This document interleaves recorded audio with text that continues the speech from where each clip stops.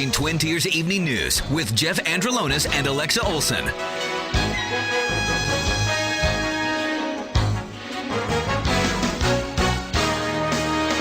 Now, from the Twin Tiers' biggest broadcast news operation, WVTT proudly presents Twin Tiers Evening News.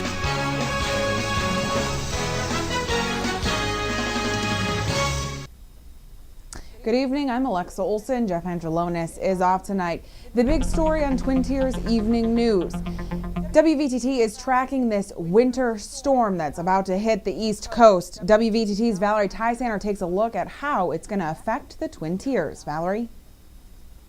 Alexa, this nor'easter storm that's about to hit the East Coast is supposed to be one of the worst that we've seen in centuries. Almost a century, rather. But luckily for the people in the Twin Tiers, we're not going to be hit quite as hard. The winter storm advisory has been canceled for Potter and McKean counties, and the winter storm warning has been lowered to an advisory for Cattaraugus and Allegheny counties. So I talked to some Twin Tiers residents to see how that's going to change their weekend. Makes life easier for me, makes our job easier, but with a storm like that, you got to be prepared anyways. So I don't mind the weather when the weather is snowy, but I worry about people traveling and plans that people make, social plans or whatever. And we are actually having a birthday party for my granddaughter this weekend, and we have to travel a distance for that. So I was a little worried about the impact that would have, because that's very important in our lives. Even though there is going to be this lake effect snow, it's not going to be quite as bad, but the Red Cross does still urge you to take caution during the winter storm. They have a few tips. They suggest you bring your pets or animals inside during the winter weather, move other animals or livestock to sheltered areas, and make sure that they have access to food and water.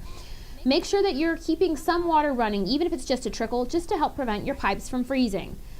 Avoid driving unless you absolutely have to, if the conditions include sleet, freezing rain, or drizzle, much like we saw today, or if there's snow or dense fog. If you have to travel, make sure that you keep a disaster supplies kit and warm blanket inside your car. Also, protect yourself from hypothermia by wearing warm, loose-fitting, lightweight clothing in several layers. That prevents the cold from getting trapped in, and make sure that you keep your thermostat at about the same temperature during both the day and at night. Even though it'll become a little bit more expensive, it'll just help make sure that nothing gets too cold. While the storm may not be hitting the Twin Tiers as hard as it's hitting New England, thousands of flights are still being canceled in the Northeast, including ones to and from the Buffalo airport.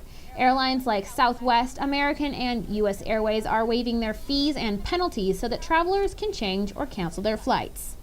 And that blizzard that is supposed to hit the Northeast could cause whiteout conditions and winds up to 45 miles per hour. So if you're planning on going anywhere in that area, please do be safe. And even if you are just staying in the Twin Tiers, hope you have a safe and warm weekend. I'm Valerie Tysander in the WVTT Digital Newsroom. Back to you in the studio.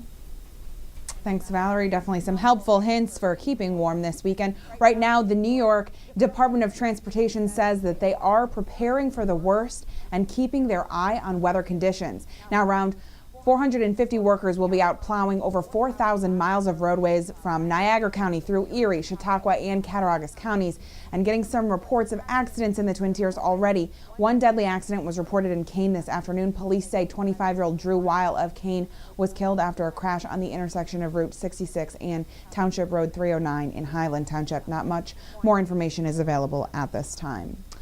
We have an update on the California manhunt for you, and we do want to point out that this is the most current that we have at this point in time. Things could change within the next couple of hours. We want to warn you of that. Police continued the massive manhunt for Christopher Dorner early this morning in a California mountain town. That's despite the bitter cold and the chilling fact that an angry ex-cop may also be looking for them. Casey Winan reviews the case and the manhunt.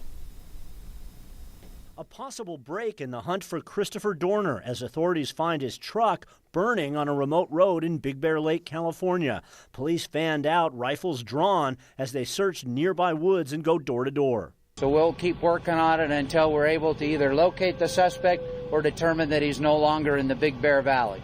Dorner, a former Los Angeles cop, has threatened to hurt L.A. police officers and their families, police say, in retribution for being fired in 2008. He allegedly laid out his plan in an online manifesto saying, quote, "I never had the opportunity to have a family of my own. I'm terminating yours." Dorner also attempted to contact CNN, sending a parcel to R. Anderson Cooper. In it, a hand-labeled DVD with a yellow Post-it note that reads, "I never lied," an apparent reference to his firing when Dorner claims he was forced out after reporting alleged police brutality. Also, a coin wrapped in duct tape, which was inscribed with "Thanks, but no thanks, Will Bratton," the former chief of the Los Angeles Police Department.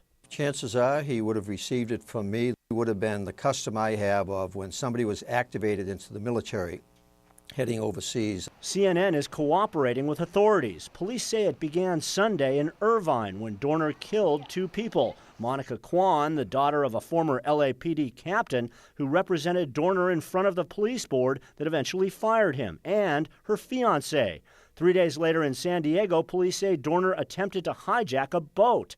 Then early Thursday, Dorner fires at police officers in Corona who were assigned to protect someone connected to Dorner's threats. 1 officer was hurt. Later in Riverside, 2 officers are fired upon in what police call a cowardly ambush. 1 seriously hurt, the other killed. Dorner's manifesto states, "The attacks will stop when the department states the truth about my innocence publicly." He's told us what he intends to do, and so far he's done it. Leaving the community on edge, wondering when the violence will stop. A Bradford man pleaded guilty to charges in 2 separate cases on Thursday in McKean County Court. 19-year-old Joseph Reap is charged with holding a man in a headlock while another person assaulted him. The 2 men later allegedly robbed the victim. Reap was also charged with displaying a pistol from the passenger side of a vehicle. He will reappear in court on March 7th. A Bradford fire reported early yesterday morning. Bradford Township Fire Department responded to a structure fire just after midnight.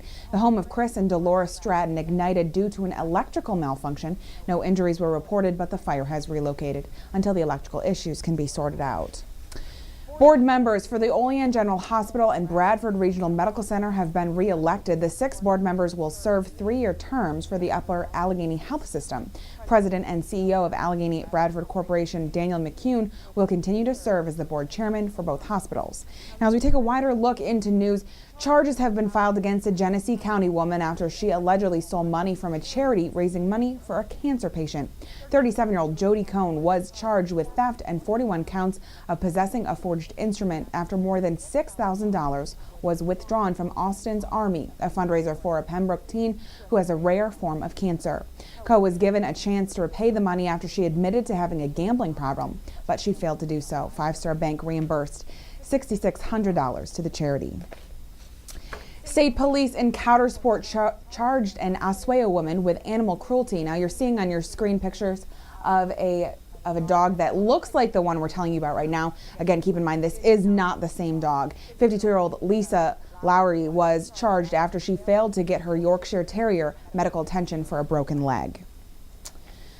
Well, we talked about the fracking controversy yesterday with the concerned citizens of Cattaraugus rallied against the method. Today we learned Terry Pagula, the billionaire owner of the Buffalo Sabres, says he made his fortune drilling for natural gas in the Marcellus Shale. He called state lawmakers into a meeting to explain how fracking is actually a safe industry, according to him.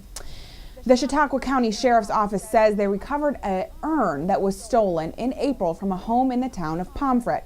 Now, the urn is shaped as a dolphin and contained the ashes of a woman's husband. The woman found the urn on her porch yesterday, intact, with only a small chip on the bottom and a couple of scratches inside. Police say she is happy to have it back.